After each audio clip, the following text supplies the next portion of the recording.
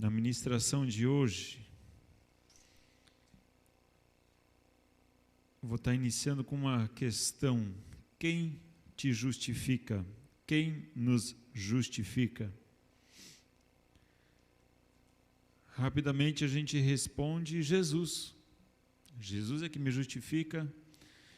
Temos a justificação através do sangue de Jesus. Muito bem. Resposta correta. Jesus nos justifica.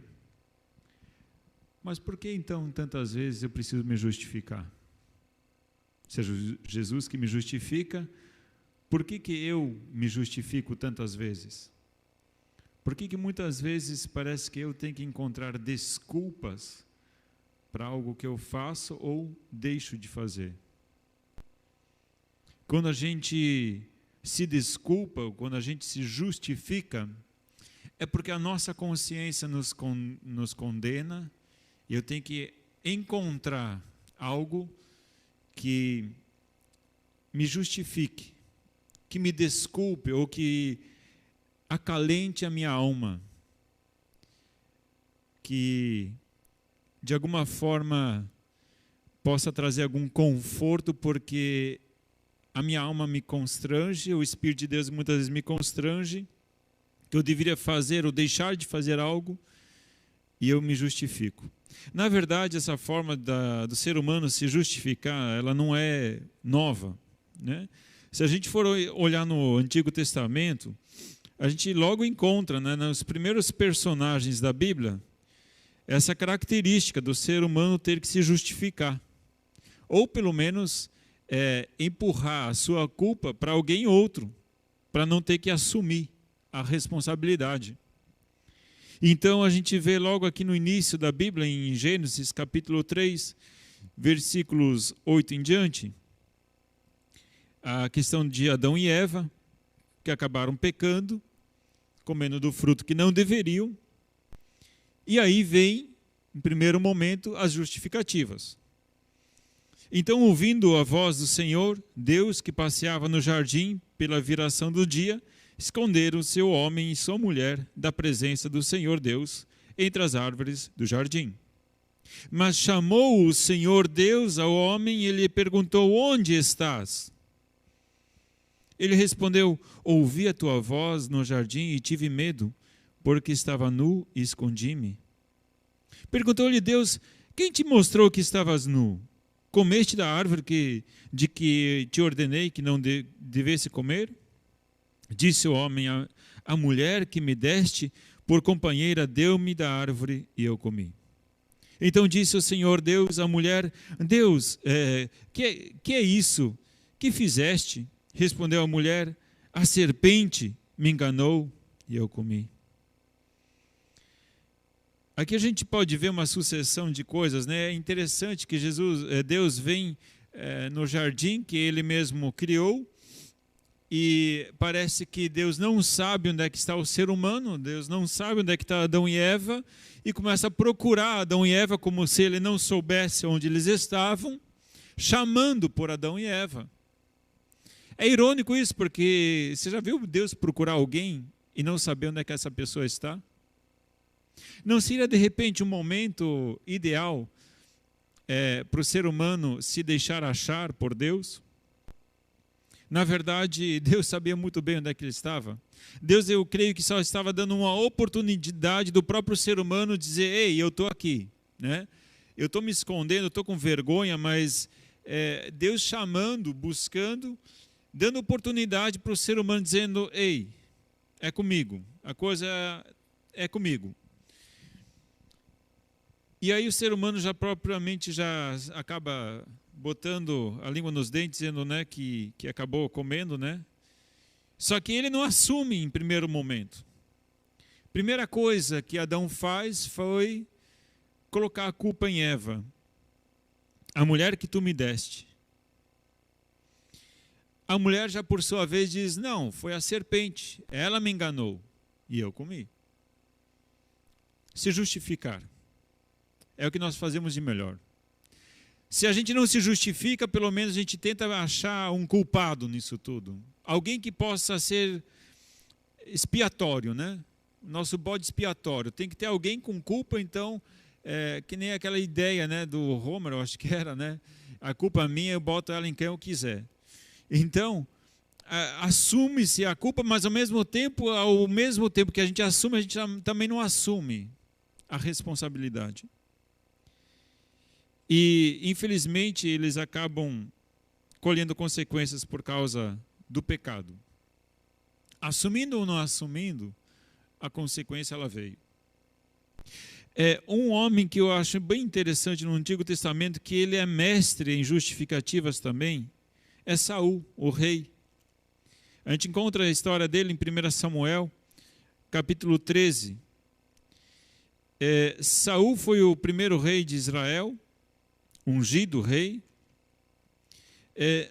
Mas Saul, quando era provado por Deus, ele tinha uma dificuldade muito grande de corresponder com a responsabilidade que lhe era dada.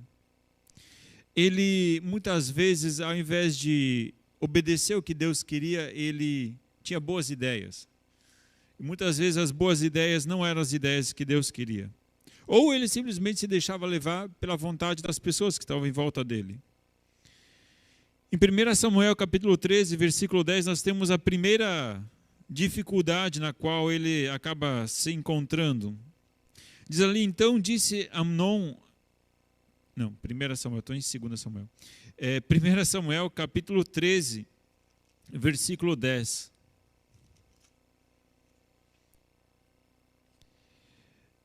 Mal havia ele acabado de oferecer o holocausto, Samuel chegou a Saul e ele saiu ao encontro para o saudar.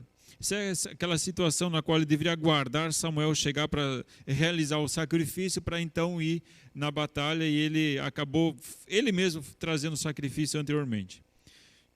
Mal ele tinha acabado o sacrifício, ele, né, Saul tinha oferecido o sacrifício, aparece Samuel. E aí diz o seguinte, perguntou Samuel, que fizeste?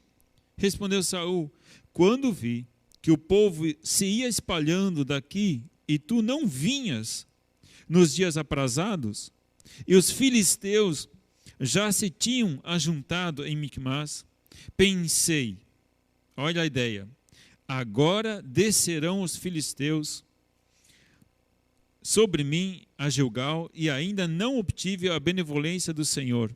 Assim senti-me constrangido a oferecer o holocausto. Não tive o que fazer. Eu não tive o que fazer porque a situação ela era tão difícil, complicada, porque você não vinha. Os filisteus já estavam me cercando, o meu exército já estava indo embora, já estava dando no pé, e a situação foi muito difícil, e aí fui constrangido a trazer o sacrifício. Versículo 3, disse Samuel a Saul, procedeste neciamente em não guardar o mandamento que o Senhor teu Deus te ordenou, pois o Senhor teria confirmado o teu reino sobre Israel para sempre. Saul, ele se viu num aperto, numa situação difícil. Não estou dizendo que a situação de Saul não foi realmente muito difícil, mas numa situação de aperto, ao invés dele seguir a ordem do Senhor, desenvolver a fé, crescer na fé, porque fé é você depositar em Deus a confiança, mesmo em circunstâncias totalmente adversas. E neste momento, então, ele se sentiu constrangido em fazer o sacrifício. Eu fui forçado. O que eu podia fazer? As circunstâncias me levaram a isso. Samuel apenas diz, olha, procedeste neciamente. Não foi sábio isso. Teve uma ideia, mas a ideia não foi muito boa. Capítulo 15, versículo 13 em diante, nós temos um outro relato, onde novamente Saul acaba desobedecendo uma ordem divina. Diz lá o texto, capítulo 15, a partir do versículo 13, ele diz assim, veio Samuel a Saul e este lhe disse, bendito sejas tu do Senhor, executei a palavra do Senhor. Mas disse Samuel, então, que balido de ovelhas é este que os meus ouvidos que ouço em meus ouvidos? Que mugido de bois é este que ouço? Respondeu Saul: os soldados os trouxeram de Amaleque, pouparam o melhor das ovelhas e dos bois para oferecer ao Senhor, teu Deus, mas o restante destruímos totalmente. Muito bem. Versículo 16 aí. Então disse Samuel a Saul: espera e te declararei o que o Senhor me disse esta noite. Respondeu-lhe Saul: fala. Então o que acontece? Novamente uma situação, ele é enviado a Amaleque, eles deveriam exterminar completamente todo ser vivente. E chegando lá, ele executa a vontade de Deus em partes, mais ou menos, né? Era mais ou menos aquilo. Ele realmente destruiu bastante coisa, mas assim como ele falou, ele reservou o melhor para sacrificar ao Senhor. A justificativa dele. Eu separei o melhor aqui para trazer em sacrifício para Deus. Na verdade, depois ele acaba reconhecendo que ele, na verdade, ouviu a voz dos soldados dele. Se você for verificar, capítulo 15, versículo 24, ele diz assim: então disse Saul a Samuel: pequei, violei o mandamento do Senhor, e as tuas palavras, temi ao povo e dei ouvidos à sua voz. Significa que Saul, naquele momento, os soldados se empolgaram, mas Saul, olha só esse cavalo. Meu, que cavalo extraordinário. Olha só que você vai matar esse cavalo. Meu, olha essa ovelha extraordinária. Nem em Israel não temos ovelha tão bonita. Veja essa vaca. Meu, que coisa maravilhosa. Você vai matar isso? Para que fazer isso? Que diferença faz? Que diferença faz? Não é algo... vamos fazer o seguinte, vamos trazer o melhor para o Senhor. O que é o melhor para Deus? Obediência. É o que Samuel acaba falando para Saul. Então, essa questão de se justificar com boas ideias, se justificar com as circunstâncias me levaram, o povo falou e eu acabei fazendo aquilo que o povo me falou porque eu fui vulnerável. Se justificar. Justificativas. Amados, a gente pode inventar justificativa de tudo que é jeito. A gente realmente pode encontrar boas desculpas. Mas quando nós tentamos nos justificar, é porque a nossa consciência nos acusa. A gente só tem que se justificar, a gente só começa a se preocupar em se justificar é quando a gente não está em paz. E por que não está em paz? Porque em algum momento a gente desobedeceu.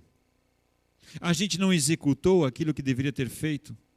Ou fez o que não deveria ter feito, ou deixou de fazer o que deveria ser feito. Então a gente tem que encontrar o quê? Um alívio para a nossa alma. Eu tenho que encontrar uma justificativa para aplacar a culpa que eu sinto. Então o que eu vou fazer? Eu vou me justificar. Eu acho interessante, o próximo rei Davi, o próximo rei de Israel, que era Davi, em 2 Samuel capítulo 12, a atitude que Davi teve quando ele foi pego em pecado. Pecados graves. Capítulo 12, versículo 8, Davi é exortado por causa da traição, né, que ele teve, Batseba. Depois ele acabou assassinando Urias. Ele conseguia manipular a situação de tal forma para que ele saísse bem na história, né? Mas Deus vê o coração. Deus não vê apenas a aparência. Deus olha lá dentro. Mesmo que a gente possa se justificar diante dos homens, Deus, ele não é homem. E não adianta. Mas quando ele é exortado pelo profeta Natã, versículo 8, ele diz assim: deite a casa de teu senhor e as mulheres de teu senhor em teus braços. Também te dei a casa de Israel. É Deus falando para Davi. A casa de Israel e de Judá. e se isso fosse pouco, te acrescentaria muito mais. Versículo 9, porque desprezaste a palavra do Senhor, fazendo o mal diante de seus olhos. A Urias, o heteu, mataste a espada, e a sua mulher tomaste por tua mulher. A ele mataste com a espada dos filhos de Amon, com o inimigo. Agora, portanto, a espada jamais se apartará da tua casa, porque me desprezaste e tomaste a mulher de Urias, o heteu, para ser tua mulher. Assim diz o Senhor, eu suscitarei da tua própria casa o mal sobre ti e tomarei duas mulheres perante os teus olhos e as darei ao teu próximo, o qual se deitará com elas à plena luz do dia. Tu fizeste em oculto, mas eu farei este negócio perante todo o Israel e à plena luz do dia. Versículo 13 que eu gostaria de destacar. Então disse Davi a Natã, pequei contra o Senhor. Respondeu Natã, o Senhor perdoou o teu pecado, não morrerás. O que Davi falou? Não, é que as circunstâncias elas eram mais fortes do que eu e eu não tive opção. Não, é que na verdade, você não entende, porque na verdade a situação é... Não. Davi, ele usa duas palavras, né? São duas palavras? Não, são quatro, né? Pequei contra o Senhor. Né? Pequei contra o Senhor. É isso que Davi fala. Pequei contra o Senhor. Não tem o que fazer. Não tenho que justificar, não tenho que me desculpar, não tenho que... não tem. Não tem nada. Pequei. E eu não pequei contra Batseba, não pequei contra... Enfim, pequei contra o Senhor. E daí? E agora? E aí a palavra do profeta é a resposta. Respondeu Natã, o Senhor perdoou o teu pecado. Não morrerás. Simples assim. A conversa com Deus ela é simples e direta. Davi disse, olha, não tem o que falar, pequei. Deus diz, teu pecado está perdoado. Porque você reconheceu, você não se justificou, você não tentou articular nenhuma... Você é sincero, teu coração é totalmente entregue a Deus. Você tem um coração íntegro na presença de Deus, mesmo sendo pecador. Você é um desgraçado, na verdade, né? Sem graça. Destituído da graça, porque ele mesmo optou num caminho de pecado. Deus diz, ok, te perdoo, mas as consequências vão vir. A opção de não pecar ele tinha antes. A opção de não fazer o que deveria ser, que ele não deveria fazer, ele tinha antes, mas ele negligenciou. Deus perdoou? Lógico. Davi não precisou se justificar. Deus o justificou. Mas as consequências vieram. No Novo Testamento, quando começo a olhar, eu tentei encontrar no Novo Testamento, será que tem gente que se justifica no Novo Testamento? Isso é uma situação só do Antigo. Será que no Novo Testamento também teve gente que se justificou? Eu achei interessante aqui no texto de Mateus capítulo 8, Mateus capítulo 8, versículo 19, quando Jesus está lá falando com alguns dos seus discípulos que estavam seguindo ele, Mateus capítulo 8, versículo 19 em diante, diz assim, então um escriba aproximou-se dele e disse, mestre, aonde quer que fores eu te seguirei. Respondeu-lhe Jesus, as raposas têm covis, as aves do céu têm ninhos, mas o Filho do Homem não tem onde reclinar a cabeça. Eu não sei se esse outro camarada aqui ouviu essa resposta de Jesus. Sei que de repente ele mesmo diz, o outro de seus discípulos ele disse, Senhor, permite-me ir primeiro sepultar meu pai. Jesus, porém, lhe disse, segue-me e deixa aos mortos sepultar seus próprios mortos. A questão aqui, na verdade, Senhor, eu tenho outras prioridades. A questão não é insensibilidade de Jesus. A questão aqui é, na verdade, Jesus, eu tenho outras prioridades na minha vida. Eu quero dizer que, assim, não que, né, te seguir não seja um bom projeto, mas eu tenho prioridades e eu não consigo. Ele se justificou, encontrou uma desculpa. E Jesus diz, olha, essa desculpa, ela não colou.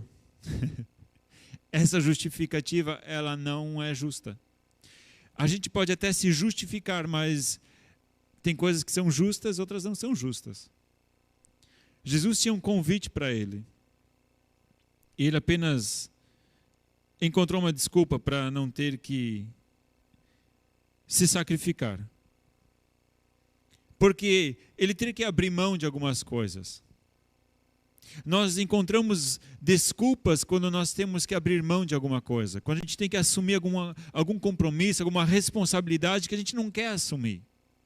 Principalmente responsabilidades. A gente encontra desculpas. Eu não tenho capacidade. Eu não sei lidar. Eu acho que não é para mim. Não tenho tempo. Gente, quantas desculpas a gente não encontra? Eu não tenho habilidade para isso. Eu fico pensando se os discípulos se justificassem e não assumissem a responsabilidade deles em Atos dos Apóstolos. A gente não estaria aqui hoje. Do que você está fugindo? De que responsabilidade você está fugindo? Que desculpas você tem inventado para fugir da sua responsabilidade na vida cristã, na vida espiritual? Eu não tenho tempo. Essa é a melhor, né? O Deus do tempo, o Deus que criou o tempo, Ele te deu 24 horas no dia, Ele te deu uma semana de 7 dias, Ele te deu um mês, Ele te deu um ano, Ele te deu vários anos. E agora, muitas vezes, você não é capaz de dar 5 minutos do dia, dizendo, eu não tenho tempo para ti? Amigo, quem te deu todo o tempo, inclusive o teu fôlego de vida, é o próprio Deus que criou o tempo. E você diz, eu não tenho tempo para as coisas de Deus? Ei, amigo, põe a mão na consciência. Como é que você vai dizer para o Deus que criou o tempo que você não tem tempo para Ele? Deus vai só olhar lá de cima para baixo e dizer, amigo, desculpa. Desculpa. Desculpa que você não tem tempo. Eu te dou 24 horas. Você não tem 5 minutos para mim? É demais? Amado, quais são as suas prioridades? Que desculpa você tem encontrado no seu dia a dia para negligenciar o próprio Pai, o próprio Criador do universo? Nós somos mestres em desculpas. Amado, mas não é justo. Eu acho que Deus deve dar cada risada lá dizendo, amigo, você não entendeu. Se eu quiser, eu faço assim, ó. E você não tem tempo mesmo. Aí vai acabar tudo. Eu tiro o teu tempo. Você quer mais tempo ou você quer menos tempo? Eu que te dou o tempo. Diante de Deus é difícil a gente se justificar. Nessa situação, Jesus disse, olha, meu amigo, desculpa, mas a minha proposta você está negligenciando. Uma outra situação, a gente encontra em Lucas, capítulo 16. Lucas 16.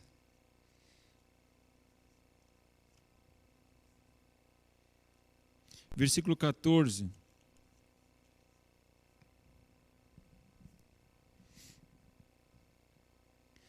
É um texto que eu acho bem interessante. Na verdade, Jesus aqui já dá uma ideia muito interessante sobre se justificar. Ele diz lá, os fariseus, capítulo 16, versículo 14, diz assim, os fariseus que eram avarentos, ouviam todas essas coisas e zombavam dele. Mas Jesus lhes disse, vós sois os que vos justificais a vós mesmos diante dos homens, mas Deus conhece o vosso coração. E que entre os homens é elevado o que é elevado entre os homens, perante Deus é abominação. Na verdade, aqui tem todo um contexto da parábola que ele conta anteriormente, que é do mordomo infiel, que fala sobre a administração financeira e, na verdade, Jesus, lógico, nesse momento ele conta uma parábola, mas para alcançar os fariseus. E aí, justamente nesse contexto, como eles eram muito avarentos, e a coisa estava pegando para o lado deles, eles tinham uma grande oportunidade neste momento de dizer: Senhor, tu tens razão. Senhor, tu és justo. Senhor, o teu juízo é reto. Assim como Adão e Eva, quando Deus estava chamando eles no jardim, eles tinham a oportunidade dizendo: Deus, somos nós, somos pecadores.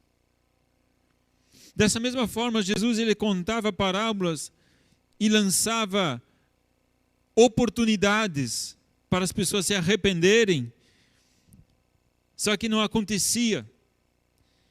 E aí eles o quê? Utilizavam a zombaria. Olha só, os fariseus que eram avarentos ouviam todas essas coisas e zombavam dele. Então, quando eu não consigo mais nem me justificar, o que eu vou fazer? Vou desprezar o outro. Eu vou ridicularizar o outro. Tu é um sem noção mesmo. Ah, você não sei o quê. Eu tô me sentindo tão acuado, eu não consigo nem me justificar direito, porque não existe justificativa. Então, o quê? Vou ridicularizar quem está me acusando. Eu vou menosprezar aquela pessoa que está me acusando. Então, é aquele desespero de não saber mais o que fazer. Como eu não tenho mais nada para fazer, eu vou te ridicularizar, eu vou te menosprezar, vou colocar você para baixo, para eu não ter que dizer: cara, eu sou desgraçado mesmo, eu sou horrível, eu sou um pecador. E aí Jesus ainda dá essa. Mas Jesus lhes disse: vós sois os que vos justificais a vós mesmos diante dos homens, mas Deus conhece o vosso coração. O que entre os homens é elevado, perante Deus é abominação. Jesus diz: ei, gente, vocês podem até me ridicularizar, vocês podem até me chacotear, podem falar o que vocês quiserem, isso não muda o juízo de Deus. Vocês diante dos homens tentam se manter justos, vocês têm que ter uma aparência de santidade, vocês são fariseus, então vocês têm essa necessidade de se projetar como os santarrões, como os santos. Isso não funciona diante de Deus. Vocês são os que se justificam a si mesmos. Você tem que mostrar o quanto você é bom, o quanto você é santo, o quanto você é o cara. Isso não funciona para Deus. Amados, existem duas soluções para isso, amado. Ou eu me justifico, eu tento justificar, né? Eu tento criar alguma desculpa para dizer o quanto eu sou injustiçado, ou eu assumo a minha responsabilidade. Eu confesso a Deus que eu não dou conta e peço que a sua graça e a sua misericórdia me alcancem. Ou eu me justifico, ou ele me justifica. Só existem essas duas oportunidades, só existem essas duas possibilidades. Ou eu me justifico, ou ele me justifica. Não há outra questão, mas vai chegar um dia, e a palavra de Deus diz que todo joelho se dobrará, e toda língua confessará. Eu aqui até posso tentar me justificar. E é justamente isso que acontece nesse texto de Lucas, capítulo 18, versículo 14, onde nós temos duas pessoas que se apresentam no templo em oração, e uma sai justificada e a outra não. Lucas, capítulo 18, versículo 14, diz assim: digo-vos que este desceu justificado para a sua casa, e não aquele, pois qualquer que a si mesmo se exaltar será humilhado, e aquele que a si mesmo se humilhar será exaltado. Isso aí é em relação ao cobrador de impostos e ao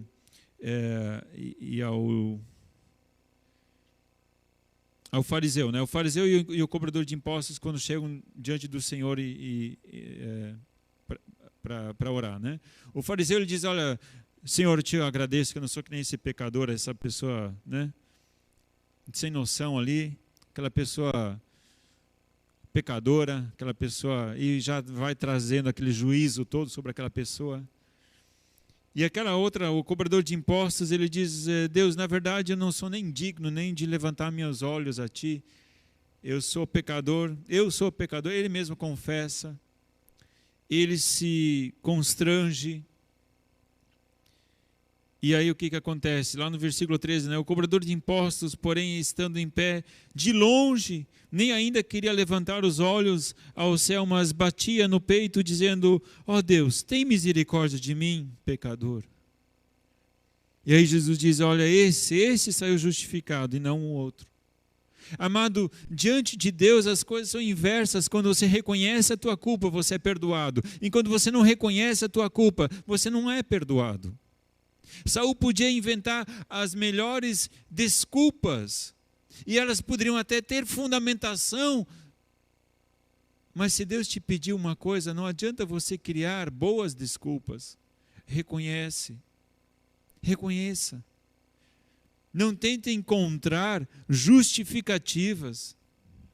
Renda-se, confessa, peça a Deus reconciliação, peça a Deus força, mas reconheça quem você é, reconheça a sua fraqueza. Romanos 8:30, Paulo fala um pouco sobre essa questão de justificação. Romanos capítulo 8, versículo 30, diz assim, e aos que predestinou a estes também chamou, e aos que chamou a estes também justificou, aos que justificou a estes também glorificou. É o Senhor que nos justifica. Veja só agora o texto de 8:33, capítulo 8, versículo 33, diz assim, quem intentará acusação contra os escolhidos de Deus? É Deus quem os justifica. Quem vai intentar acusação se o próprio Deus te justifica? Quem vai ter coragem para te acusar de alguma coisa quando o próprio Deus te diz, esse cara aqui você não precisa acusar, porque esse cara aqui tem um advogado e o advogado dele é bom.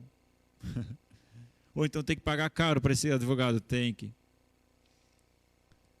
Esse advogado custou o próprio sangue, né? Ele mesmo se sacrificou.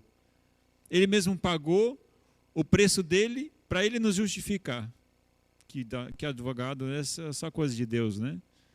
Jesus Cristo, o justo, se sacrificou por nós para nos justificar diante de Deus. E quando vem o acusador, Satanás, dizendo, olha só, essa pessoa, de novo, olha só que esse cara aqui não presta. Se você diz, Senhor, eu não presto. Senhor, o diabo tem razão. Deus diz, esse entendeu. Não mexe nele. Enquanto você diz, não, é que, na verdade, era mais forte do que eu. Na verdade, é assim, enquanto eu tento procurar e encontrar justificativas para não precisar reconhecer a minha desgraça, a minha culpa, eu ainda não estou sendo justificado. Estou apenas me desculpando diante das pessoas.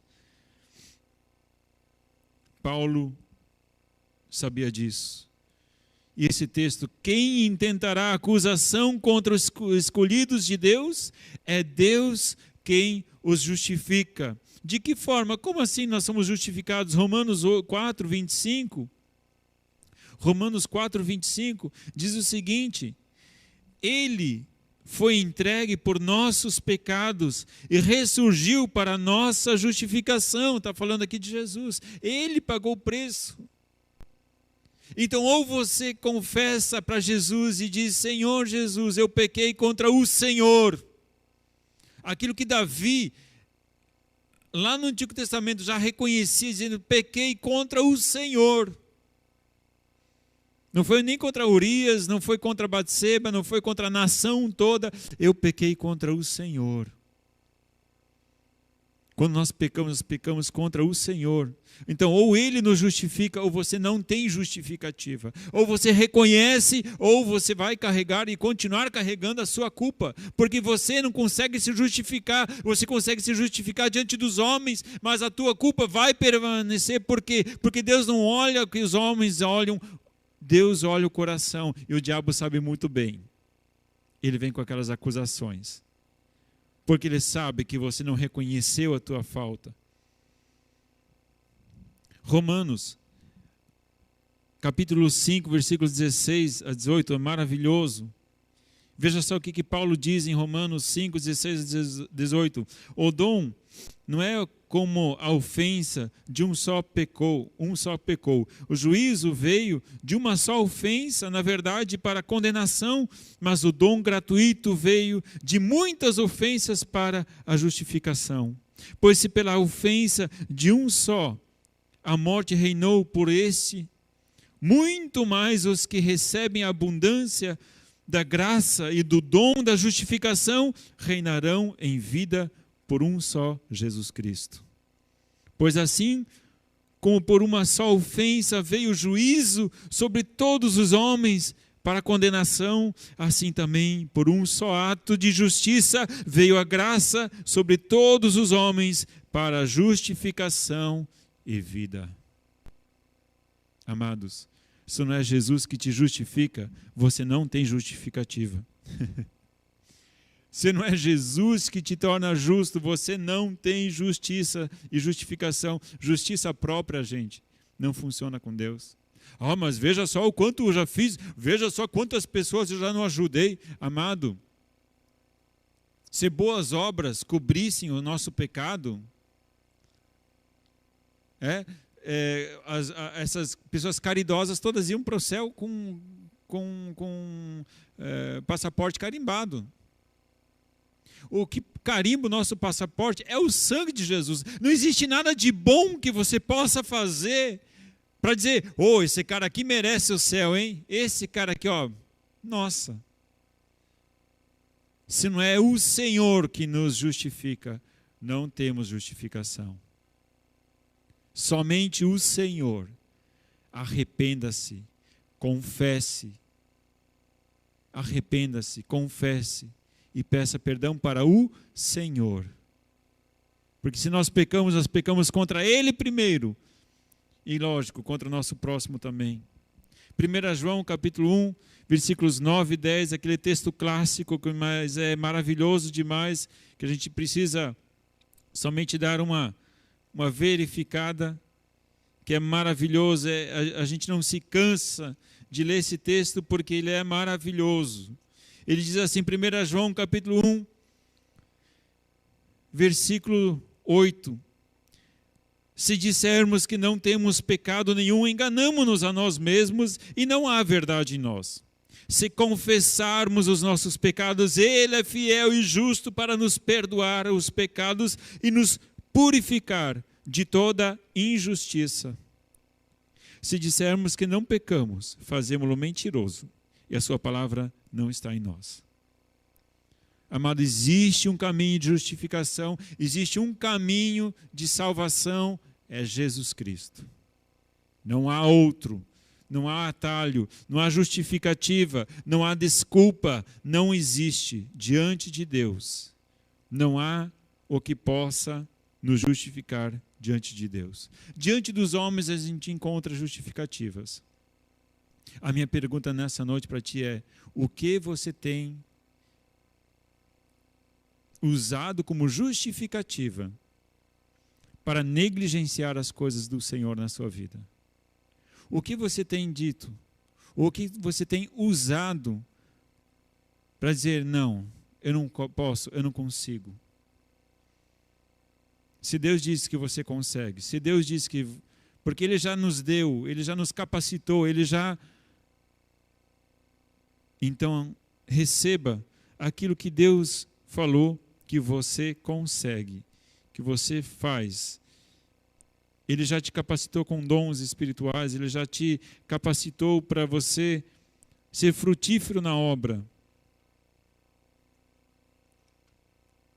justificativas, seja no relacionamento conjugal, seja no trabalho, seja onde for, enquanto você ficar se desculpando, você nunca vai melhorar. Porque aí você reforça as tuas fraquezas. É que é mais forte do que eu. É porque não consigo. É porque eu sou assim. Porque o meu caráter é assim. Porque o meu temperamento é assim mesmo. Gente, justificativas a gente vai encontrar de monte. O que te impede de você ser uma pessoa melhor? Quem te impede? Você. Só você. Só eu. Para quem você tenta enganar ou quem você tenta justificar? A palavra de Deus diz que Deus vê, Ele sabe. Então a gente está tentando convencer a quem?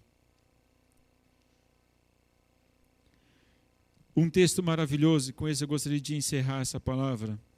Nós vamos encontrar em Mateus capítulo 13, versículo 43. Mateus 13, 43. E com esse texto eu gostaria de concluir essa ministração nessa noite.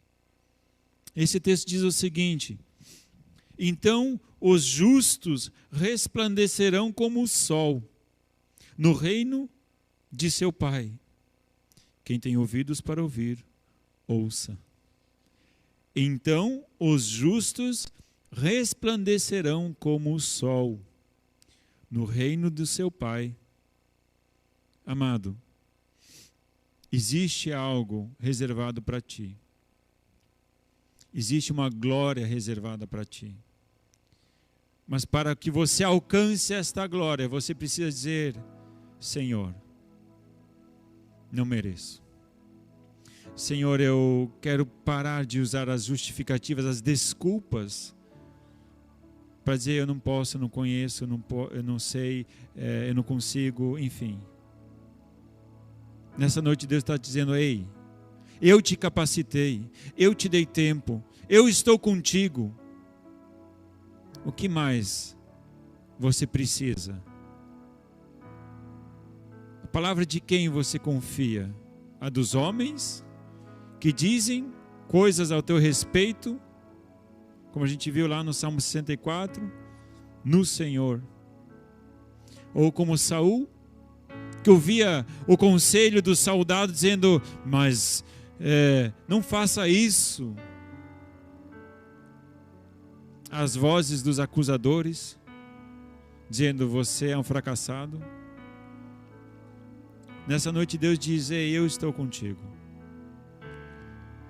Eu te capacitei. Eu te chamei. Eu te justifiquei. E agora você levanta e você vai fazer a minha obra, você vai fazer o que eu estou falando, porque eu serei contigo.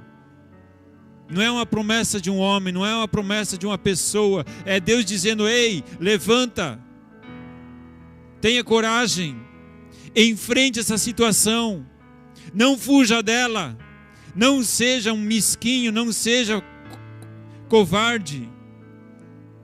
Eu estou contigo, eu garanto. O Pai, nosso Deus, quando Ele dá uma palavra, Ele cumpre a sua palavra, seja para o bom, seja para o mal. Ele falou para Davi: Davi, nunca mais a espada vai se apartar de ti. E realmente, nunca mais se apartou. Deus falou: Davi, nunca mais vai faltar um descendente na tua descendência, um rei. E nunca faltou. Davi pecou. Mas a promessa de Deus ele tinha: eu vou suscitar uma descendência de reis, aleluia. Eu vou restaurar Israel, eu vou fazer algo tremendo. Um rei que governa para a eternidade. E da linhagem de Davi veio Jesus. Aquele que nos justifica, aquele que te justifica. Então nessa noite diga: Senhor, perdoa-me pela minha autoimagem distorcida, perdoa-me por me justificar tantas vezes, ao invés de reconhecer. Eu quero crescer, eu preciso crescer. Então o Senhor nessa noite te diz: ei, vá, eu te perdoo, aleluia, eu te perdoo. Vai, não peques mais.